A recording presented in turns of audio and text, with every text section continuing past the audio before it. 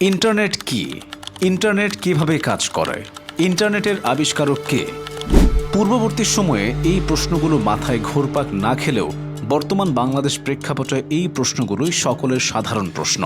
বর্তমান যুগে আমরা 2-3 ঘন্টা না খেয়ে থাকতে পারি অথবা সারা রাত না ঘুমিয়ে থাকতে পারি, কিন্তু ইন্টারনেট ছাড়া আমরা একটা মুহূর্তও কল্পনা করতে পারি না। চলুন একটা কল্পনার রাজ্য থেকে কিছুক্ষণ ঘুরে আসি। আস্তে করে চোখ বন্ধ করুন। মনে করুন একটি বিশাল হল ঘরে আপনি বসে আছেন। ঘর ভর্তি বিশ্বের সব দেশের মানুষ। তারা নিজেরা নিজেদের মাতৃভাষায় যে যার মতো করে কথা বলে চলেছে। ঘরময় একটা বিশৃঙ্খলা বিরাজ করছে। কেউ কারো কথা বুঝতে পারছে না।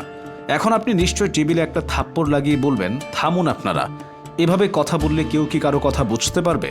তারপর আপনি তাদের সাথে যোগাযোগের জন্য একটা স্ট্যান্ডার্ড নির্ধারণ করে দিলেন এবং কিছু নিয়ম প্রণয়ন করে দিলেন যাতে প্রত্যেকের সাথে যোগাযোগ করতে পারে।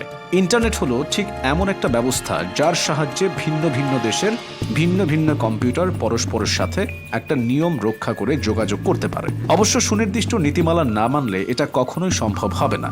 আগেই বলেছি, এই সংযোগগুলো পরিচালিত হয় কিছু সুনির্দিষ্ট নিয়ম নীতির মাধ্যমে, যাকে বলা হয় প্রোটোকলস। এই নিয়মগুলোই সমস্ত নেটওয়ার্কের মধ্যে সহজভাবে যোগাযোগ রক্ষা করে চলছে। তবে এ সব কিছুই নির্ভর করে বিশাল রাউটার পরিকাঠামো, নেটওয়ার্ক অ্যাক্সেস পয়েন্ট এবং কম্পিউটার সিস্টেমের উপর।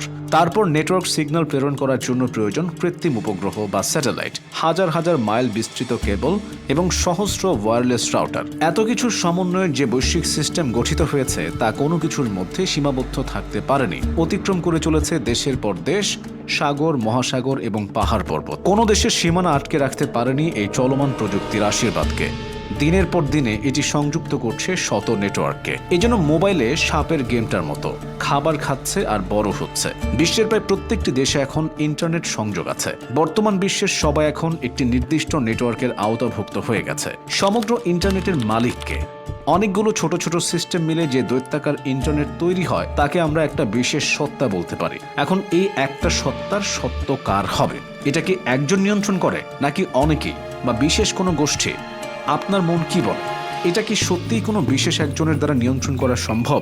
যদি আপনি মনে করেন ইন্টারনেট হলো একটি সম্মিলিত কিন্তু একক সত্তা এবং কারও এটার উপর মালিকানা নেই, তাহলে নিশ্চয়ই এর জন্য কোনো নির্দিষ্ট সংগঠন থাকবে যা এর গঠন এবং কাজ নিয়ন্ত্রণ করে। কিন্তু এই সমগ্র ব্যবস্থার উপর তাদের কোনো মালিকানা নেই। কোনো দেশের সরকার এর উপর মালিকানা প্রতিষ্ঠা করতে পারে না, অথবা ভাবতে পারেন হাজার হাজার মানুষ এটার মালিক।